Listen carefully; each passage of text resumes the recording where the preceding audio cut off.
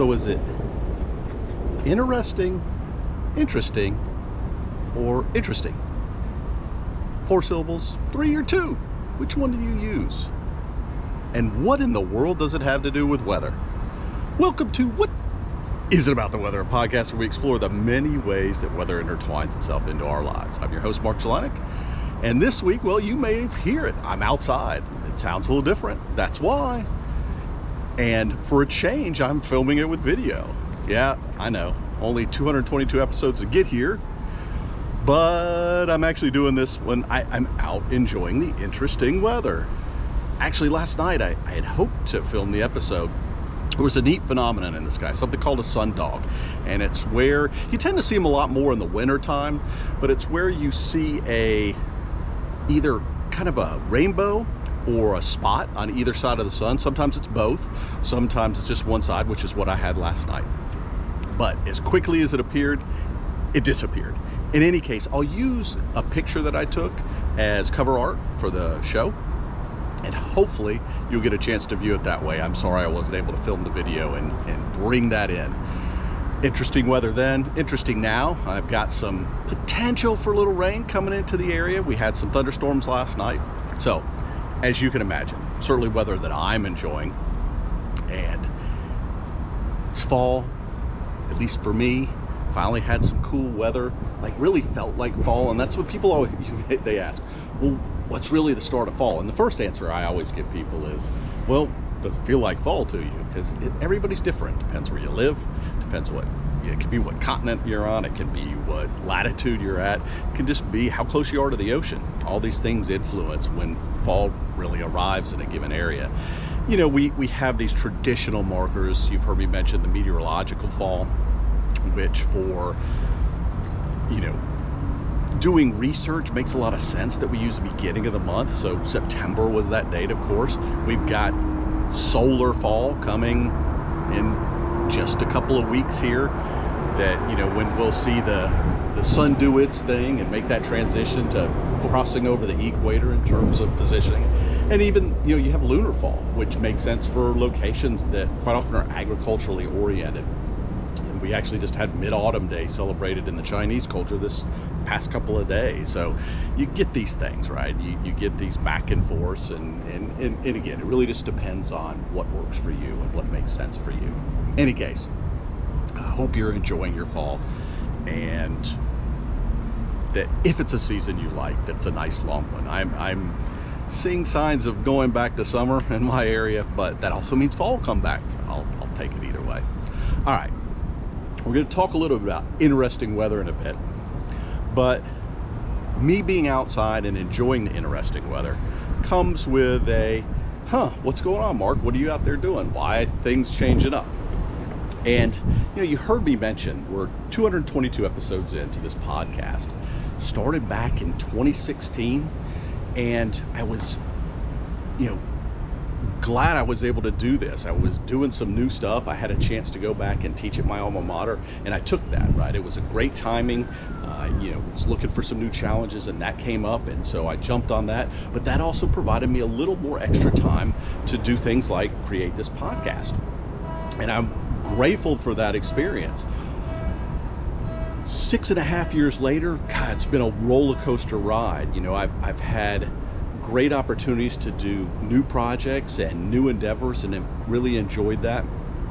Personal life has gone through ups and downs, as you know, many of you know. I mean, the podcast had to go on a hiatus through a very difficult time that I had to deal with a death of someone extremely close to me. But now, you know, we all go through these kind of personal things, but we also go through things together, like the pandemic, and that's changed podcasting, if you will. So we went from, you know, about the time I started, people were getting into podcasting that had not done these sort of things before, or maybe had experience like myself with certain aspects of it. I was very familiar with kind of the technology part, so it wasn't difficult for me to get a podcast up and loaded. And certainly I had the weather down and had an idea of something to do. And so, you know, creating the content was what the part that I was doing that was new for me and different for me. But now we live in an age where it's kind of gotten easier and easier to do all the pieces. More manufacturers of equipment, more readily available, inexpensive, good quality options that weren't even there necessarily at the time I got into it. But we've also seen a change in that a lot more mainstream or big production podcasts have come into place, right? All the news organizations have them, all the reporting organizations, sports organizations, and a lot of times they're complementary to other things they do, right? Their regular broadcast. But as they try to reach the audience that's moved on from traditional broadcasting, they've adopted podcasting. And I saw a survey just last week, a report just last week that mentioned that today there is over 20,000 active podcasts. I mean, that's an incredible number when you think about it. Over 20,000. But with that comes real challenges. It's harder for people to find this content anymore and to be exposed to this podcast that I've enjoyed bringing it to you guys. So while even after the hiatus, I quickly got back to, hundreds of people per episode, it's kind of capped out. And part of that's on me. I haven't really pushed to try to market it too much. I've been really focused on the content part. And that's, partly been time oriented as well. I haven't necessarily had the time to say, hey, let me go out and find some new listeners and new people to the podcast. But you guys have continued to be great. But also, as we're watching people to go back to office, we're seeing changes again. So it's interesting. I've picked up some listeners that are probably starting to fall off, and I've had, old ones get back in touch with me as their routines and as their commutes have picked back up again. They're getting back into that format and they're getting back into listening again, and it had been a while, and that's great. Both of those things are good. But with all those things and all these changes and all the kind of new things coming along, TikTok, and even social media changes, we've gotten into more short form videos, we've gotten into shorter attention spans, if you will. All those things are influencing what's going on with podcasting. Again, no problems there, all good things, and all things that with proper opportunity and time you can evolve and change into. But I've also got some life changes going on right now. A few of you know already, but for those that don't, all goes well in January, I'm going to become a dad for the first time. And as you can imagine, that's going to have some real time changes. And for someone, well, let's say I'm no spring chicken, it's going to take an effort that I know is going to eat into the time window I already have available to produce content. This show typically requires some big blocks. Here I am outside enjoying this interesting weather, right? But that's what happens. I go out and enjoy interesting weather, and first I enjoy the weather, but then I start thinking about how's it going to impact commutes? How is it going to impact people around me or the industries that I work in? But then I start every now and then finding those nuggets that can translate into episodes. But what we have now is, once I get those episode ideas, I really have to dig in and make sure I'm giving you guys quality information, because I don't just want to throw stuff out there, and I want to make sure it's well-founded, right? I like to support the episodes with research if I can find them. We're doing a deeper dive, and those things just take time, and they take blocks of time, both in terms of a total sense, but I really need to be able to do it in big chunks, and I just don't think I'm going to have those chunks available going forward. All those things combined, what does it mean? It means it's time to wrap up this podcast as we know it now. So episode 222 is going to be the final episode of What Is It About the Weather that you've known for the past 6.5 years. Now, does it mean I'm going away? No, of course not. It doesn't mean I'm going away. Does it mean there's not going to be any new content? No, of course not. None of those things are going to happen. Yeah, in the short term, I might be pretty busy, and I might be a little more scattered. But you've heard me mention other projects like blue sky weather, some other things that I want to do and bring to you guys, as well as people I've never had an opportunity to interact with. So I'm looking forward to doing those things and developing those other projects. How that's going to play out and when it's going to play out, I don't know exactly. I truly don't know. So I think the focus right now is, first, I want to say thank you to you guys, all of you, from the people who have supported the podcast on Patreon to those of you who've just sent messages to, those who've interacted. As I know, not everybody can afford to support the podcast, but thankfully there have been some that have made it viable to do for everybody. But all of you that I've heard back from during this process. It is greatly appreciated because it's kept me going for 6.5 years through good times and bad times, and motivated me to keep creating and keep doing. And I want to be able to keep that process going as we move forward, right? So first, as I said, thank you.